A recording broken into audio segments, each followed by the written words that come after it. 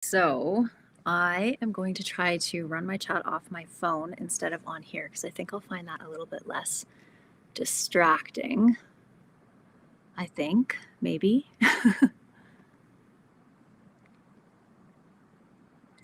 Okay, so I can see people watching. I cannot see comments on this screen, so I think that's going to work better.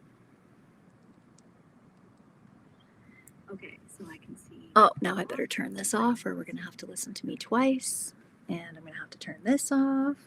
There we go. I'm kind of new to doing this. Last time I did it, it looked different on the screen, so we'll just wing it and see if it works. How's everyone doing today? How is the weather where you're at? It is gorgeous here.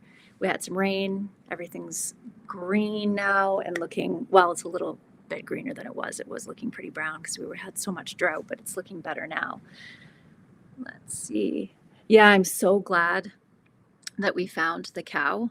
I had this really, really bad feeling because she was a first time mama and because I went out at around 7:30 in the morning to start looking for her. And then by, I think it was around 3:30, I was up on the top of the mountain. We still had not found her. That one of my kids found her. And so, yeah, I was starting to sweat bullets at that point. Hi, Wendy. How are you? Hi, Rhonda. Rhonda, is this Rhonda from Canada, Rhonda? The Bike Across Canada, Rhonda? The Cinderella Pumpkin, Rhonda? Hey, North Star Prep Setter. Holy cow, 114. I actually can't imagine that. I don't know if I've ever felt that before. Yes, I did crochet this. So this is the only crochet project that I have ever done in my life. And I had a hysterectomy a year and a half ago, and I needed some kind of project to keep myself busy and entertained and staying still during the healing time. And so this is what I did. I'll probably never crochet another one again, but I love it. It makes me happy to see it. Hi, everybody. Hi, hi, hi. Hi, Daryl. Hi, Alaska. Yes, nice crowd tonight. Hi, Denise. So happy to see all of you guys. So I'm just going to wait a couple of minutes and then oh no, so Rhonda from Michigan. I'm sorry. I thought you were a different Rhonda. And then I'm going to share with you something that's really exciting that I'm really, really excited about. Hello, hello. I'm just going to say hi to everybody. I need to put my glasses on. I can't read this. So today I have started doing a big harvest on all of my Copenhagen market cabbages because they've started to split. And I'm doing a massive processing day tomorrow, and I'll film it for you guys. But I'm going to be making pickled coleslaw and a different kind of slaw that I'm just going to kind of play around with as far as flavors and stuff go. I'm going to freeze some, make some more sauerkraut. My sauerkraut is just about finished. It'll be done by tomorrow. So I'm super excited about that. And also I have probably 20 more heads of cauliflower to process. And then a bunch of things that have been collecting in the fridge. Some pickling cucumbers, which are always best to process the same day you pick them, but I haven't done that. So I'll do sweet bread and butter pickles with those. So much. It's going to be a crazy, crazy day. Oh, that's wonderful. I'm so glad you ordered my cookbook. Hotter than hell. I can imagine that down in Arizona, it is hot. Oh, thank you so much, Colleen. I really appreciate that. Okay, so I am going to, oh, sorry. Oh, shoot. I forgot to turn on. How do I do that here? Let me see. There we go. Add as a moderator.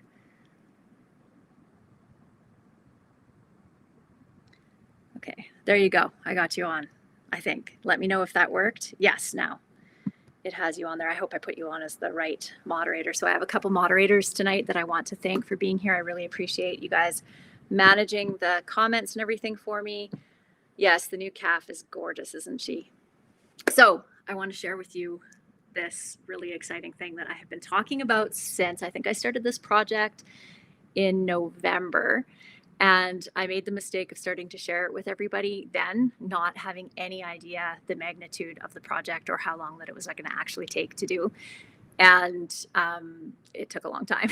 So thank you guys for being so patient. But the hardcover of my cookbook that I wrote is available. I'm so excited. So there's a couple of different ways that you can order this. And I wanted to explain to you why I've done it the way that I've done it. So because we're in Canada, shipping things from Canada out to you in the United States and in other places is super, super expensive. And so if I was going to do all the shipping from here, it was going to be really expensive. So what we did is my VA has some in the United States. So all American orders are going to go through her. Canadian orders are going to go through me. So I have boxes of the cookbooks up here. So I'll be mailing them directly from me.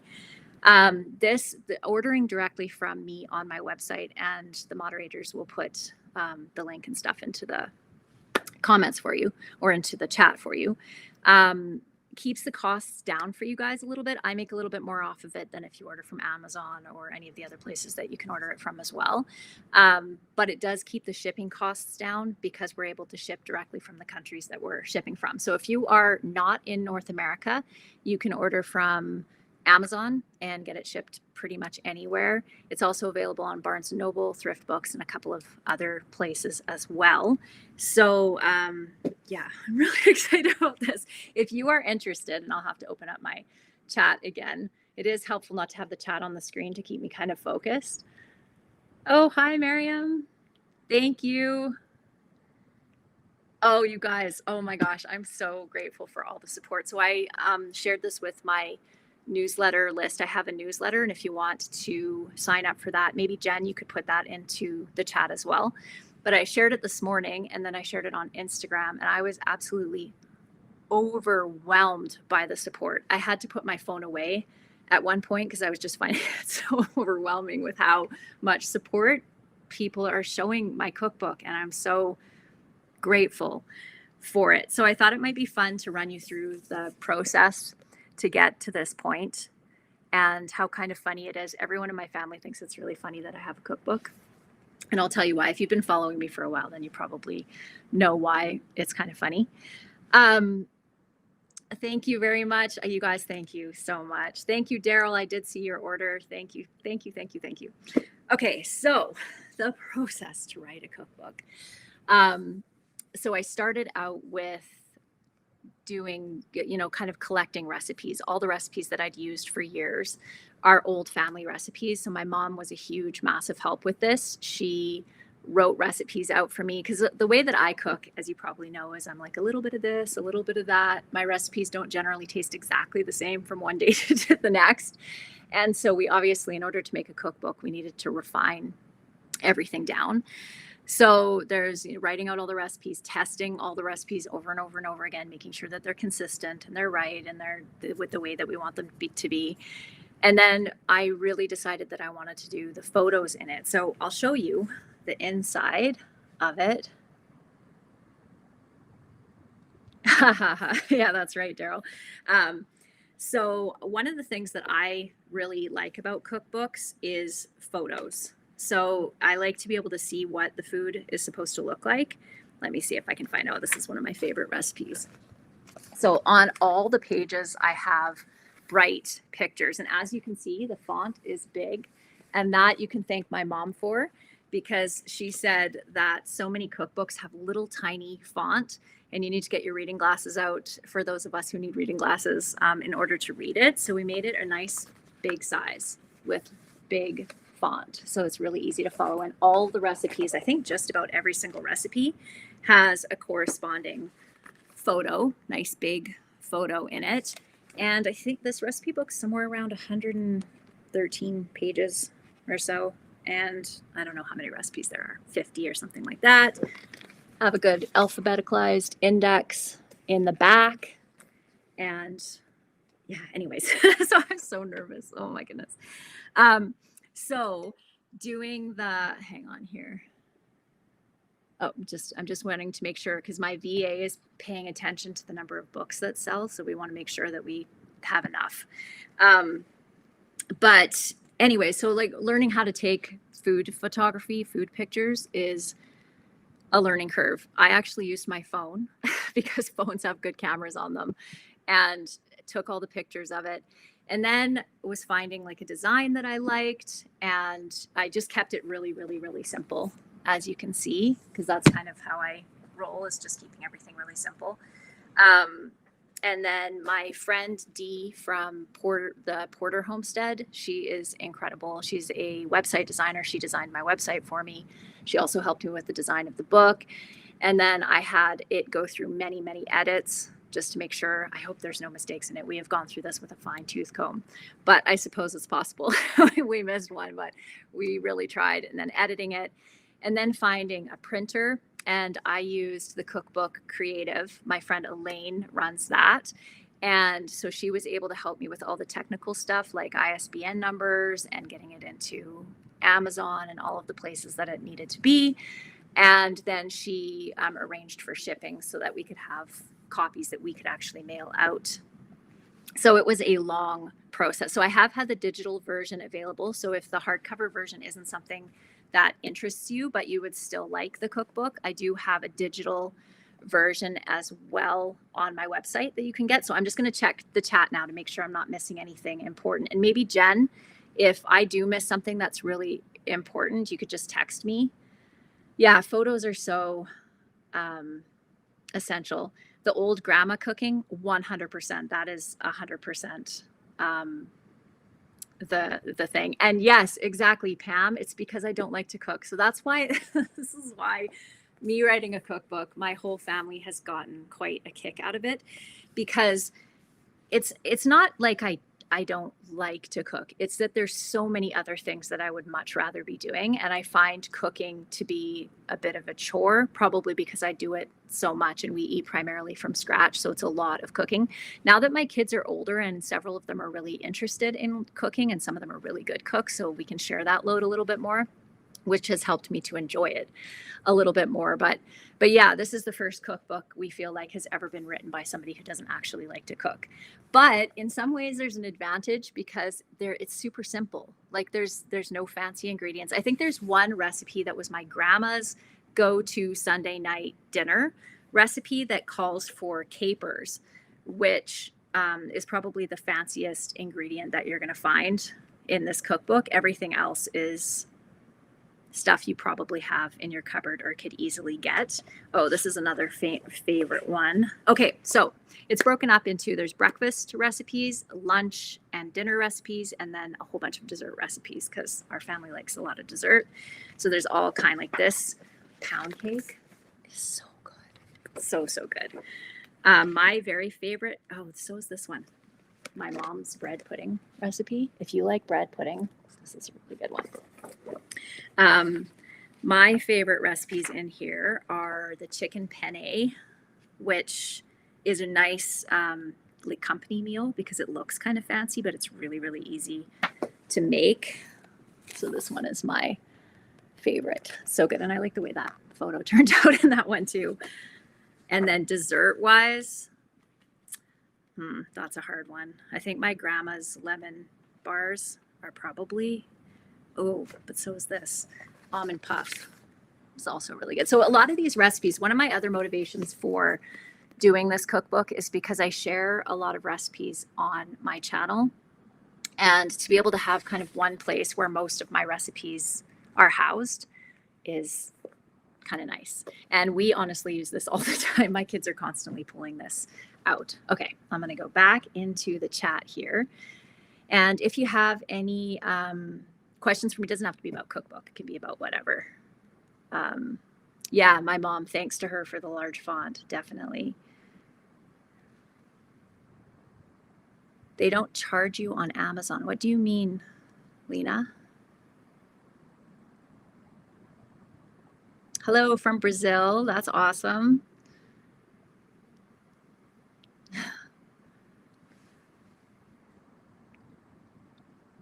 Coco Noel. Oh my goodness. I haven't seen you around in ages. Hello and welcome.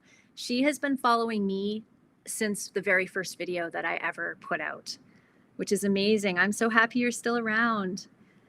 Thank you. I know 125,000. What? Oh my goodness. I did try growing peanuts, Pam. 2 years ago, I have a funny story about that actually. So I planted peanuts in my high tunnel just because I thought it would be fun. And I had a woofer, one of my friend's daughters, come and stay with us. And I was teaching her all about the garden and everything, her to go in and weed the high tunnel. And it never occurred to me, I know better now, but it never occurred to me to point out like that certain plants weren't weeds or whatever.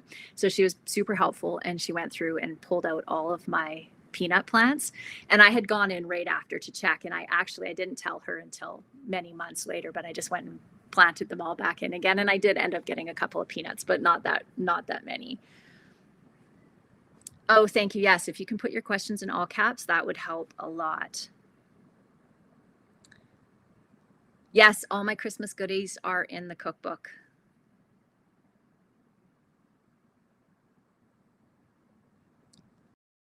Oh, okay. Hey, Lena, just send me a DM on Instagram and we can figure all that out for you, okay? Because you get a discount being a plus member of the membership community.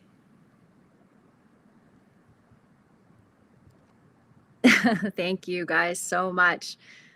So did any of you see the video from this morning with my calf? If you didn't, my calf was born. So Thistle, the sassy cow, had her calf. And so we had 2 bull calves born. So Fireweed's calf, Patty, and then Honey's calf, Oreo. And I was really hopeful to get a heifer because I wanted to raise up a heifer as a replacement one for a couple of years from now. And so Thistle was missing forever and ever and ever. And we ended up finding her in the afternoon, and she had the most gorgeous light yellow colored, similar to Honey, heifer calf. And she is just beautiful. We've had a few challenges with her. She got scours, which is baby calf diarrhea. One of Thistle's teats split, which was causing some nursing issues for her, but everything is good now. She's doing awesome. She's growing like gangbusters. She's really sweet. She has a sweet temperament. And actually Thistle has developed a sweet temperament too. Who would have thought? Sometimes when a cow or when a heifer will have a calf, it brings out a different gentleness in them. And that's definitely been the case with Thistle. So now I have my replacement heifer, which is so exciting. So we still haven't named her yet. If you have any name suggestions, definitely let me know. I'm kind of leaning towards Fern. A whole bunch of people suggested Fern because ferns are like our low-lying forest plant, and she was born on the forest floor. So I'm kind of leaning towards that. I'm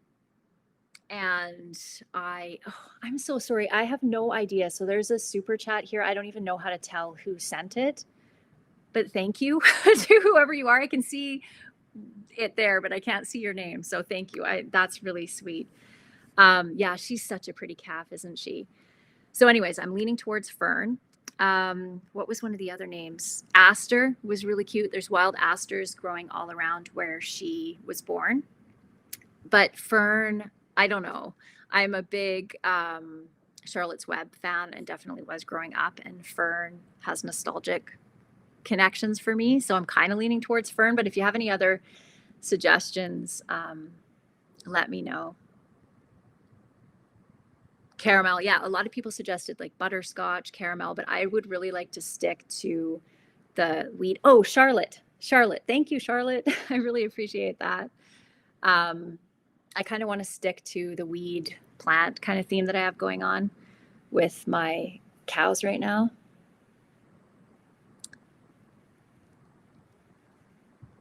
Penelope, yeah. Zinnia. Oh, that was the other one. So zinnia are one of my favorite flowers. It seems like each garden year I have a different flower that I really love. Last year it was zinnia, and I still love zinnia, and I had a huge row filled with them. But this year it's those rainbow poppies that are growing in the carrots because they're so beautiful. They're even more, when I show you, when I film tomorrow's video, there's more colors. They're just magnificent. And I think because the leaves are similar to the carrot leaves, it's just a pop of color in there and it just looks gorgeous. So poppy is another one. So fern, zinnia, poppy, and aster are kind of my 4 top right now that I really love. Thank you, guys.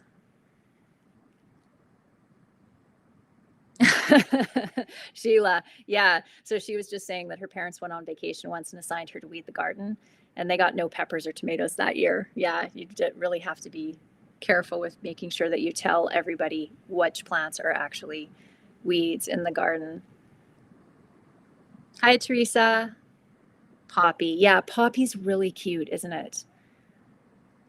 Poppy. She has like a definitely a more kind of gentle personality.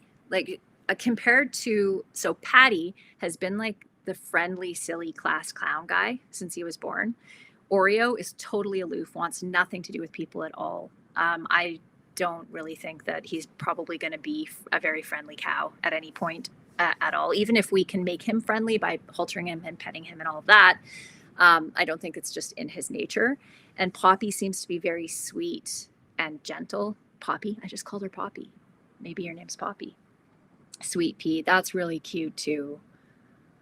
That's super sweet.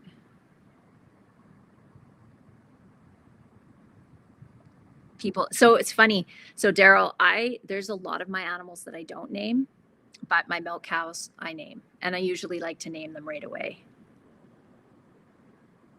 Yeah, so you can buy my cookbook directly from my website. That is the best way to support us. And it is also right now, I think it's less expensive. So Amazon had it listed for $45.99, I think, and it's $34.99 on my website. And then we just did flat rate shipping for both Canada and the United States. I'm kind of leaning towards Poppy. No, I did. Oh, I did. Susan. Oh my goodness. So Susan just said, didn't you have a cow named Poppy? That's so funny. Yes. And as a matter of fact, I did. I had the Holstein, so the black and white cow.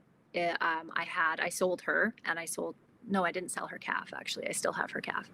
But I sold her. So that's why it didn't connect to me. Poppy never suited her. One of the kids named her, and I never really got super attached to her either, and I didn't really milk her. She ended up going as a milk cow, but yeah, that's so funny. Oh, that's really, really funny.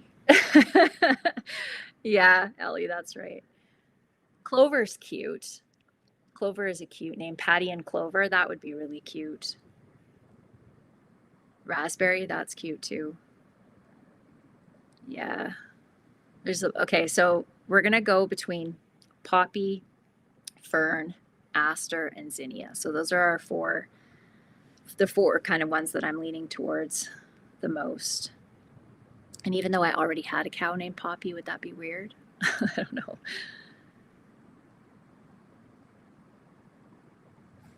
Columbine. Yeah, the Columbines were beautiful this year, Pam. They were really lovely.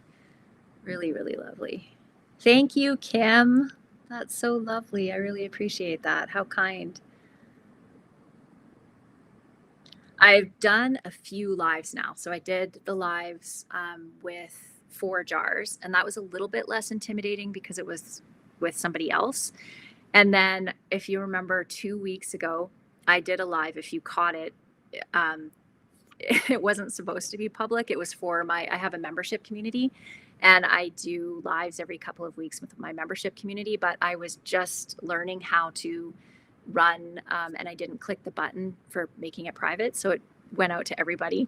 And it was really funny because I was so excited that there was so much engagement and so many people there, but I didn't see the number of people. And if I had, it would have occurred to me, okay, that's more people than I have in my membership community. But anyway, yeah. So I didn't realize that till someone sent me a message saying, hey, was that supposed to be on your membership community? And I was like, oh my gosh. So I made that one private. So my plan with lives are to get less nervous with them, for one. And also my goal right now is 3 videos a week, which is a lot. And there are some weeks that I can't do that. So I thought what I would do is on Fridays, when I'm not able to do 3 videos in the week, then I'll do a live video. So probably once or twice a month, I'll come on and do live videos. And like, I don't really watch. I don't know if I've watched a few live videos over the years, but not that many. So what is your thoughts on, is it good to have a topic that I come to talk about, or should we just have a chat, just a conversation back and forth? Poppy fern aster. Oh, poppy fern or aster fern. That's cute. That's really, really cute. What is Dan's favorite meal that I make? Dan and I are really on a steak kick right now. We have some really, really good steaks from the last steer that we butchered. And so tenderloin with like baked potato and a summer salad, that's kind of his favorite at the moment. He loves cheese, anything, so lasagnas, things like that. But he likes anything that I cook, really. He's pretty easy to please, thank goodness. Some sort of initial topic is good to get started. Yeah, totally. I think that's a good idea too. Yeah, conversation. So if people like both, so I could share some stuff that I'm doing. What vegetables will my kids not eat? Well, it depends. I have my youngest is probably my pickiest of all of my kids. My other kids aren't super picky. And she likes anything raw. She doesn't like cooked vegetables very much.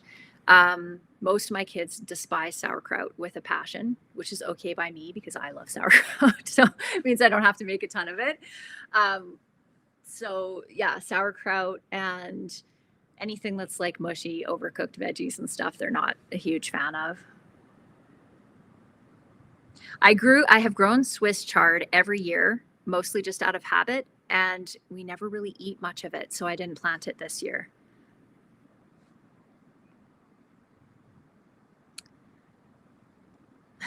You're with my kids, Diane. So my son has not started his YouTube channel. So I have a son, he's 26 years old, and he is wanting to start a YouTube channel. He has been wanting to start a YouTube channel for a long time. Hey, can you guys tell me, does this affect the sound? Like, are you guys still able to hear me perfectly fine like that? Let me know if you can hear me still well. Okay. Anyone, you can hear me? Everybody? Just let me know if you, okay, good. Okay. It's just because I had to turn the volume right down so that you guys couldn't hear things binging on my computer. Okay, good. Thank you guys. Good. Swiss chard works well in salad mixes. Yeah, it does. It's just, I don't know. It's a little bit, did it get a bit quieter? As long as you can still hear me, okay. Okay. Does Dan fish and hunt? Okay, so sorry, let me get back focused again. My son is wanting to start a YouTube channel. He's been wanting to do it for a long time. They're just collecting footage and stuff. They have a 1-year-old son, so you remember those days. It's very busy. So I suspect as soon as they have it up, I'll definitely share it with you for sure. They're really, really wonderful people, and you guys will really enjoy them. Okay, so now, does Dan fish or hunt? No. I grew up fishing and hunting when I was a kid, but into my teen years, my parents didn't do that anymore. So I didn't really grow up with it during a time in which I could learn the skill.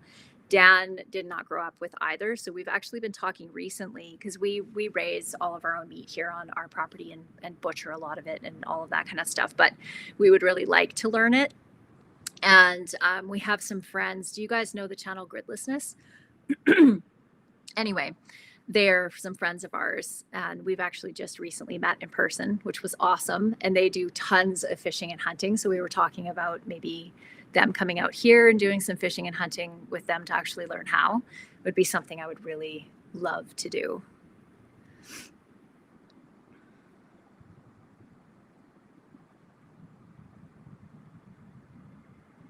Making more. Yes. Okay. Andrea.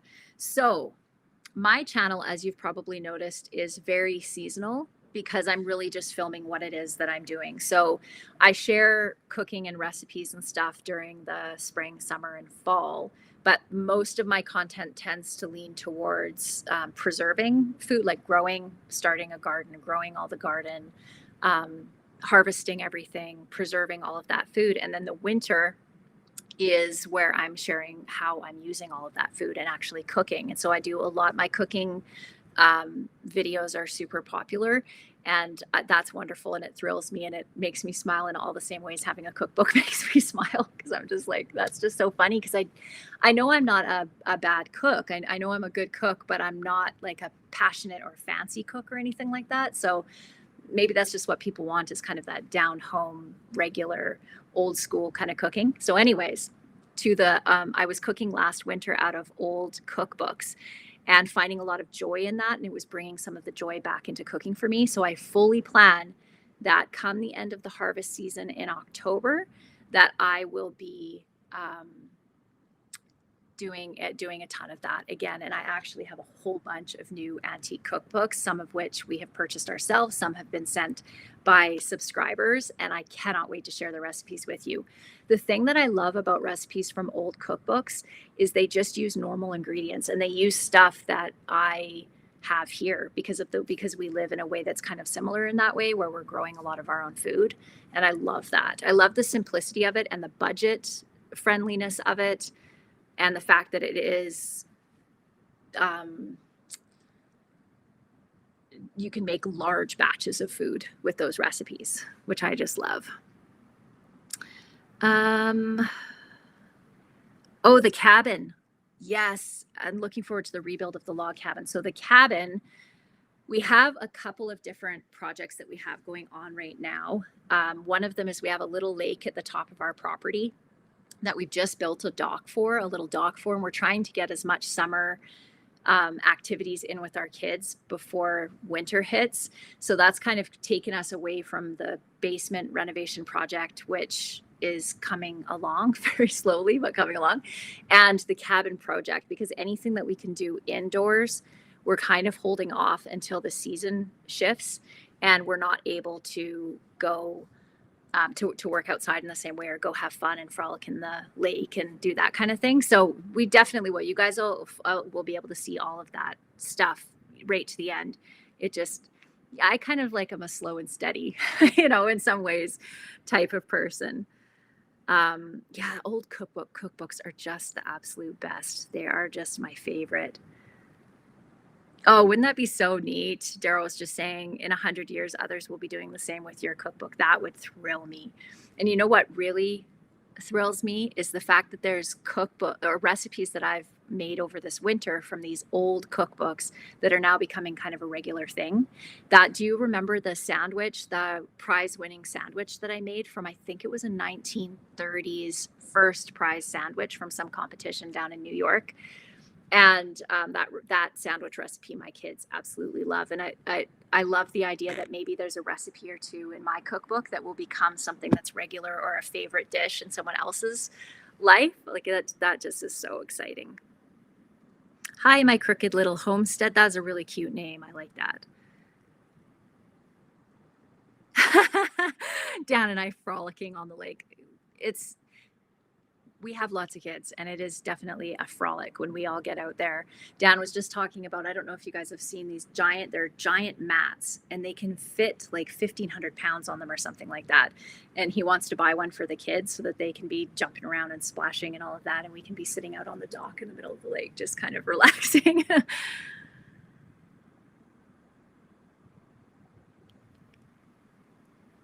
Oh, I love my cows so much too. It's a bit challenging, like having a channel that's as diverse as mine, because YouTube really likes you to really niche down and become a specific thing. And because I'm filming my life, that's hard for me to do. Like, I could become a cooking channel, but most of the stuff that I do during the summertime is actually outside in the garden and stuff. And that's okay. I actually don't mind kind of the slow and steady way that my channel is and my videos are and that sort of thing. But it does make it a little bit challenging as far as like the algorithm and things like that. How large is my family that lives with us? So we have 11 kids, and my 4 oldest are adults. And so then I have 7 of my younger kids, and most of my kids are teenagers now. I only have 1 that's under the age of 12, and all the rest are teenagers. So a completely different stage of life than when my kids were young.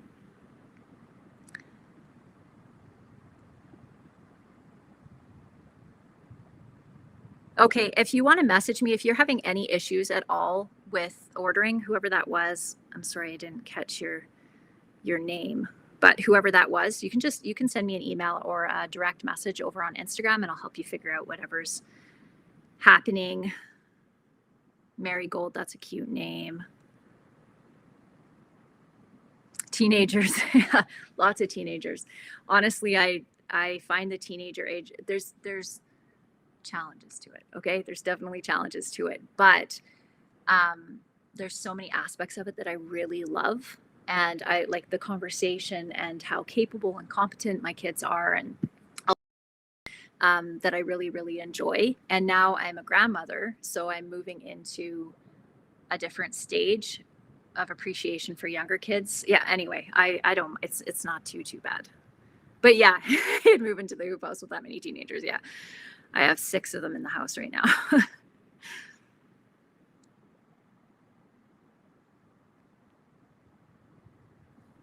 Oh, good. I'm glad that you enjoy the diversity.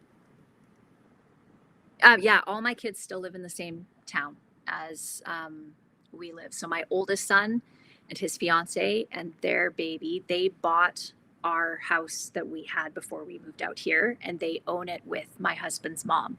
So it's a duplex, and they share that. And then my other kids live in town.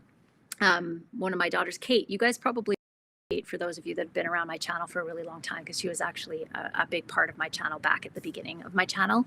She turns 21 years old, if you can believe it. She's done lots of traveling and she's training to be a fitness trainer. She's very much into fitness and all things bodybuilding and all of that kind of stuff. And she actually rents off of her grandma. So we have a lot of our family here. My mom only lives a couple hours away, which is really nice. Yeah, Kate did love baking. She still does. And she made wonderful rolls. I love that you guys remember. That's so wonderful. Yeah, Kate's amazing. Yeah, she did. She's always, so the first video, she must have been like probably 15 or something like that when I first started making videos. Maybe not that young, maybe 16. Anyway, yeah, she was a love.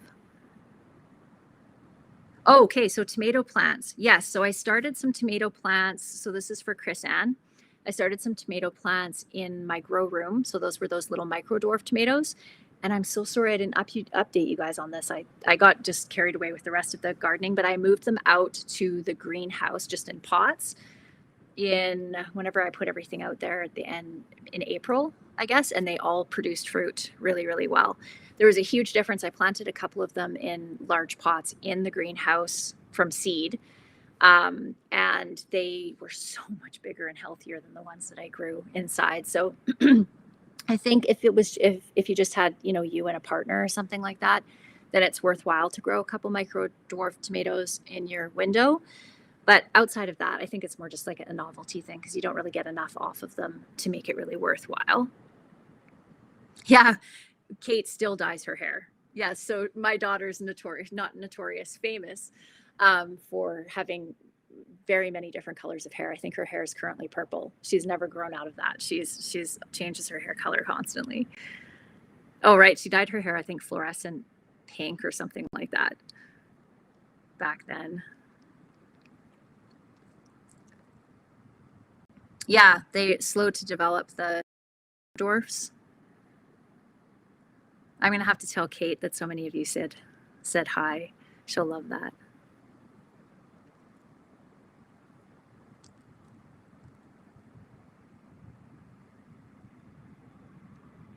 I'm just doing a quick scroll through, so I'm sorry. Just wanted to make sure I don't miss anybody. Hi, Cynthia. I love Cynthia. Cynthia's been following my stuff for a long time, and she's so awesome because she'll often answer comments for me in the comment section, and I really, really appreciate that. I try very hard to read as many of the comments. Either Dan or we both moderate comments, to read as many as I can, and to answer as many comments as I can personally, or at least heart them or something to acknowledge that I've read them. But Cynthia, I really appreciate it. Actually, several of you guys do that, answer comments for me, and I love that. Appreciate it very much.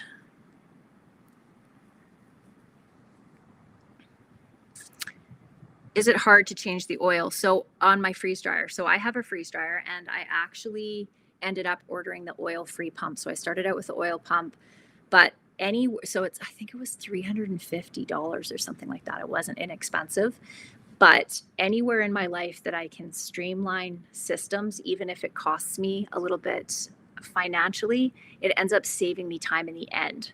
And I personally found, I think it was every 3 runs or something like that, I needed to change the oil. Not the end of the world, but so much more convenient not to have to change it. And my freeze dryer, I could see having 2, honestly. It's running 24 hours a day at this point. Right now, it was actually beeping at me just before I got on here. It's currently filled with cauliflower. I have raspberries to go in as soon as I pull that out when I'm done with you guys. And then we're going to be doing a whole bunch of cabbage. So yeah, I love having my freeze dryer so much. I know it's an expensive thing, but if you are very much into preserving food, then it is a worthwhile investment. It is fantastic. Favorite freeze-dried product so far. So I have to admit, I'm not a big fan of the snacky type stuff that a lot of people seem to really love, like bananas and blueberries and raspberries and stuff like that. I don't mind them. I actually prefer ingredients. That's how I preserve. If you've been through my pantry tour or anything, you can probably see that. Like I'm just more of an ingredients preserver. So right now I am loving cauliflower, freeze-dried cauliflower for soup, for making like a cream, and broccoli too, for making cream soup. It's fantastic. I know I'm going to love onions because we're going to be doing a huge onion harvest. My onions are so great this year. I'm so happy. It's the first time I've ever had onions this awesome before. Garlic I'm going to be doing. So yeah, ingredients. Yes, it's a Harvest Right freeze dryer. So I did not process the wool. So I washed 2 of the fleeces. So I have Romney sheep. I have 4 Romney sheep. And I washed 2 of the fleeces and started to do all the picking, and then spring hit. So that's going to be something else that's going to hold off until winter, until I have time, but I really want to. I think I'll really enjoy spinning. I think I'll find it really meditative. And my neighbor is a spinner, and she has offered to teach me. And she's actually been on YouTube before, so she'll probably let me film, I can imagine. Yeah, freeze-dried. I did freeze-dried chives. I did freeze-dried green onions. I'm going to do leeks, freeze-dried leeks, like all the stuff to add to my winter soups and stews, ingredients for that. Oh, yeah, send me a cauliflower leek soup recipe. That would be amazing. Definitely do that. I would love that. My 2023 pantry tour. Oh my gosh, I'm so excited. I am so excited about it because we've made some improvements to the pantry, and each year. So if you look at my pantry now, it's beautiful. Dan has done a beautiful job of it. But if you look back to where I started, when I first started getting serious, I've had a pantry probably for 15 years or something like that. But I started getting serious about having a pantry about 5 years ago.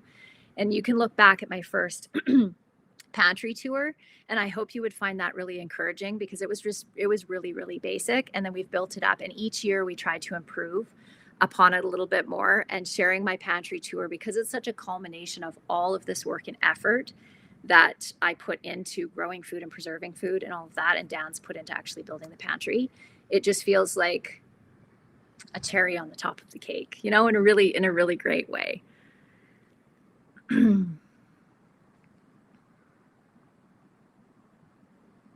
Oh, good, Lena, you got it. Okay, that's good.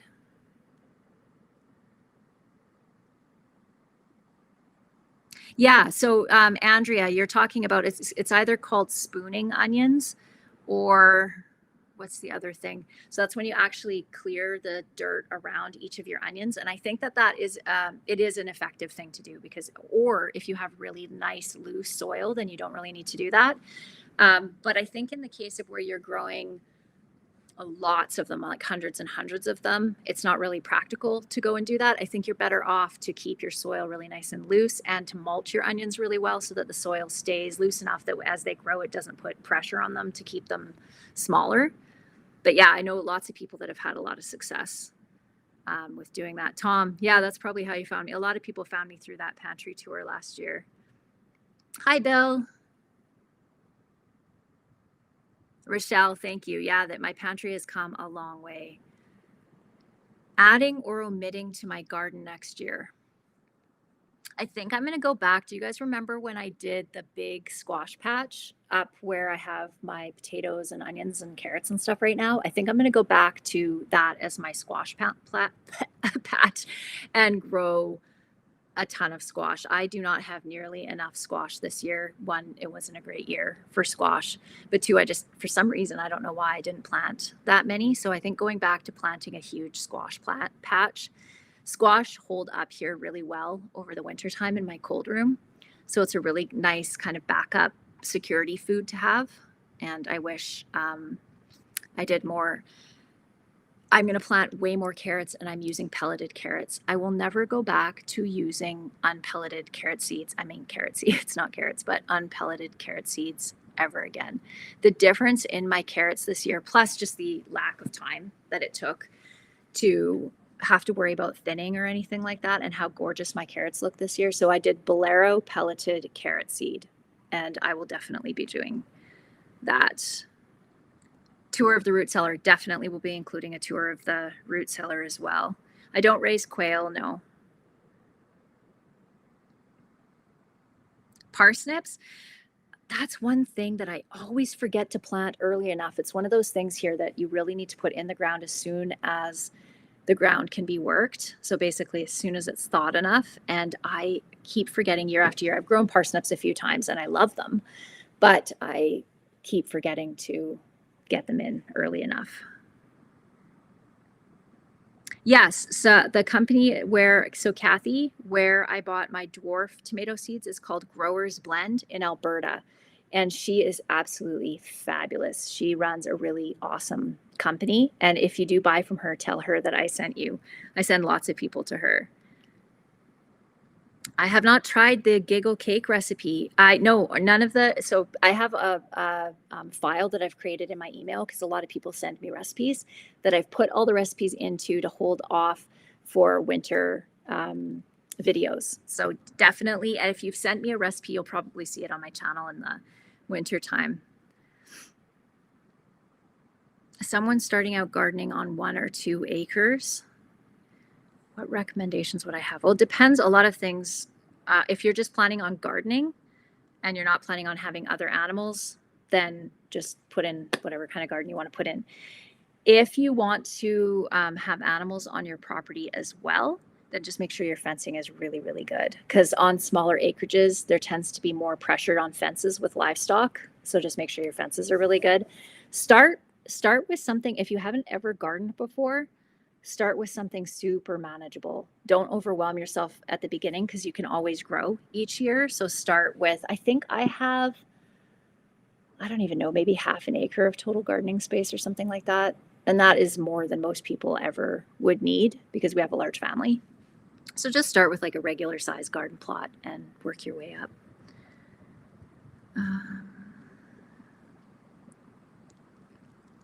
Yes, thank you, North Star Prep Setter. You're amazing.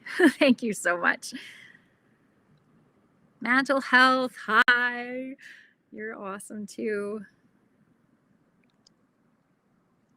Yes, West Coast Seeds is where I buy a lot of my seeds because they're here in British Columbia. They do ship all over North America, but there are some seeds that they're not able to ship across the border because of regulations.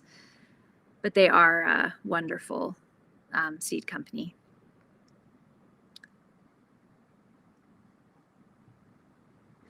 So Linda, talking about pickles and them not being very crunchy, that is a challenge. So my technique is make your pickles the day you pick them, within an hour of picking them if you can get them in. Scrub them really well so that they're really clean.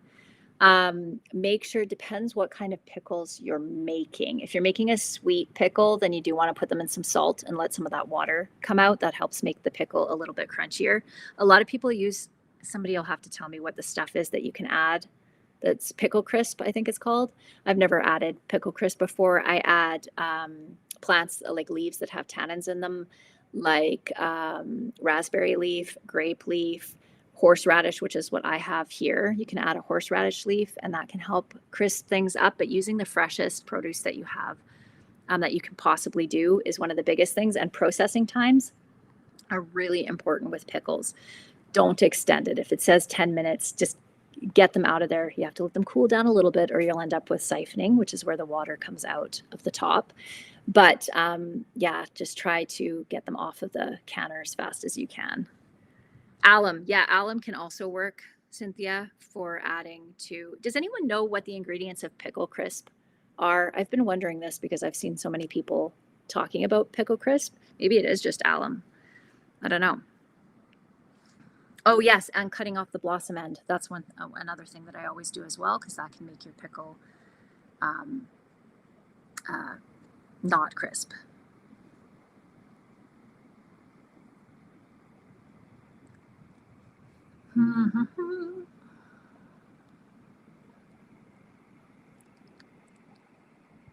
Thank you, Jackie. I appreciate that. Is alum aluminum? Is that true, Daryl? Just lime? Oh, it might be pickling or pickling lime. That's what it's called, right? Are steam canners a new thing? No. So actually, steam canners are something that's been around for a really long time, and then they kind of went out of fashion because they weren't considered safe. And now they've come, you know, the powers that be have come around to deeming them to be safe. I love them. I use them exclusively for anything that I would normally water bath can because they take way less water and way less time to heat up, and they're not so heavy on my glass top stove. I love them so much. Oh yes, water makes a big difference too. That's a really good point. Not to use softened water. Good point. Calcium chloride. Okay, pickle crisp is calcium chloride.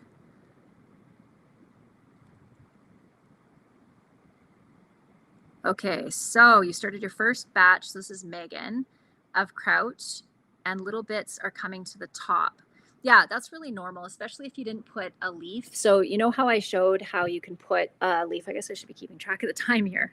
How I cut a leaf out of the horseradish and put that on the top. That helps a ton. But if you don't have that, you can just use a cabbage leaf and put that down and then put your weight on top of that. That's the thing that I found to be most effective to keep those little bits from floating up. But it's not a big deal if they do. You can just scoop them out if you want, or even just leave them as long as they're submerged under the liquid.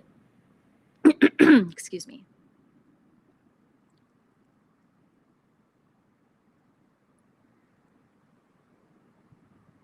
Fires are fine. Actually, we have been really lucky this year. So incredibly smoky from a lot of the smoke from the eastern fires in the earlier spring. And then lots of fires up in northern British Columbia. And we've been getting the smoke from that too. But we have not had any forest fires directly around us, which I am incredibly grateful for. Yeah, the other thing about steam canners is they're relatively inexpensive. Like, they're great. Yeah, they really are. That's so true. You wouldn't regret buying one. They are absolutely fantastic. So wonderful. Why is a regular canner different from water bathing? A regular canner. Can you clarify what you mean by that?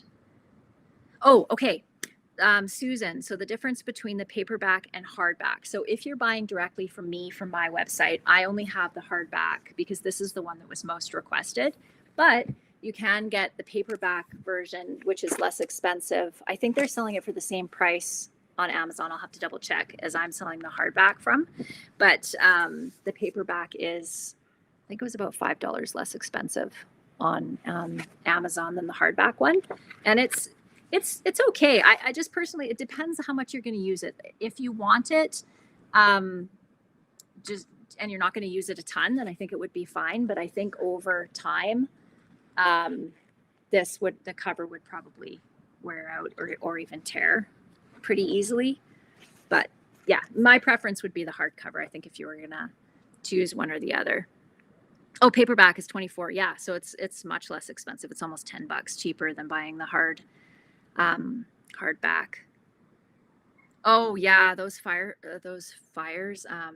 So Coco Noel was with us, following us along with us in 2017 when we were evacuated for 47 days from wildfire from the ranch. That was brutal. We had fires all around. That was not a fun time.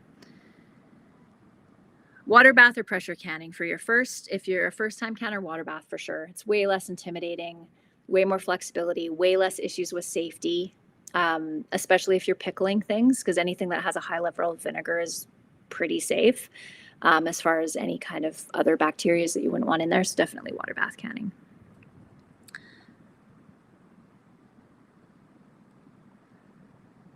Yeah, you could. So Megan was just asking, she has a fermentation crock. I dream of a fermentation crock. I would love to do. I'm keeping my eye out whenever I go to secondhand stores for one of the really old ones. But she has one, and she's just asking, she started a batch in a 1/2 gallon mason jar. Would it be okay to move it into the crock? So what would be the point of doing that? I guess I would ask, if you're going to move it and you're wanting to add more to it, I mean, the one would start the other one going, but then you would have kind of uneven sourness in there. I don't know. I've never done anything like that. So I don't think it would hurt anything. But if it were me, I would rather just leave it in the 1/2 gallon jar and start myself a fresh batch in my crock.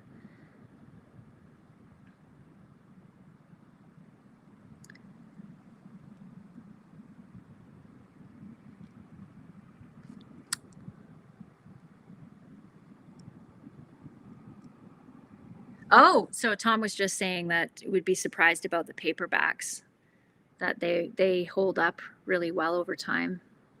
So shipping to the UK, you can order off of Amazon UK. I did double check that just to make sure that you could, and you can do that.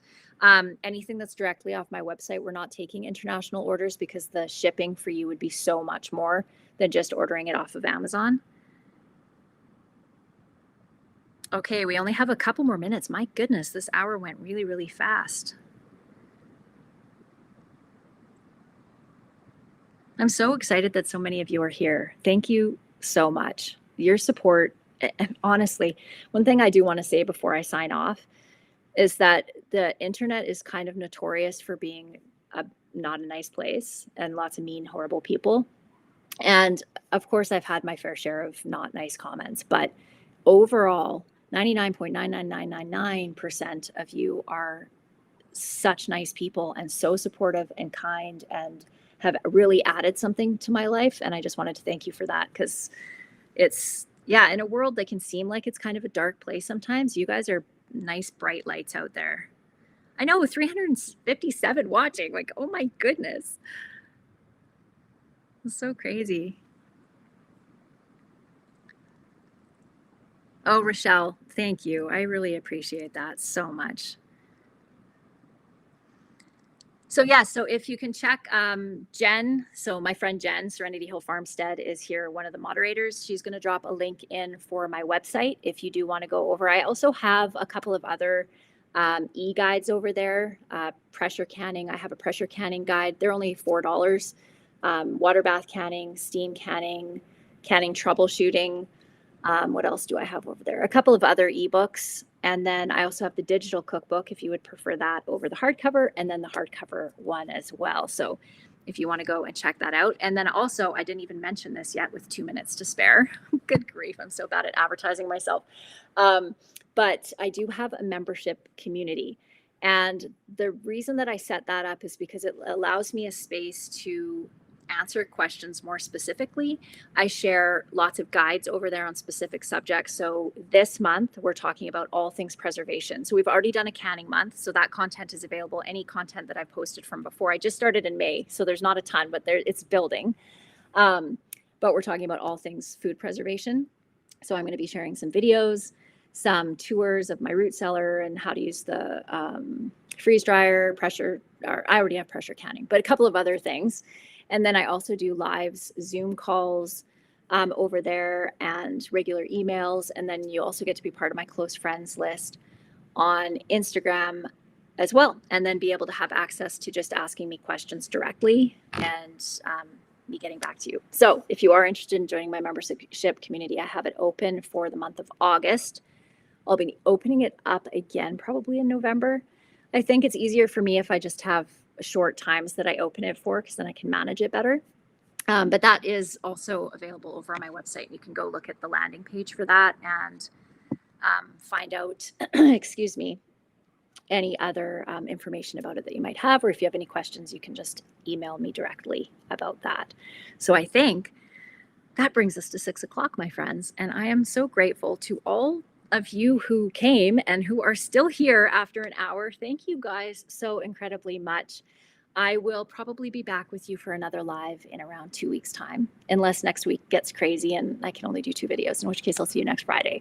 I hope you guys have a fantastic night, and I'll see you again next time. Bye.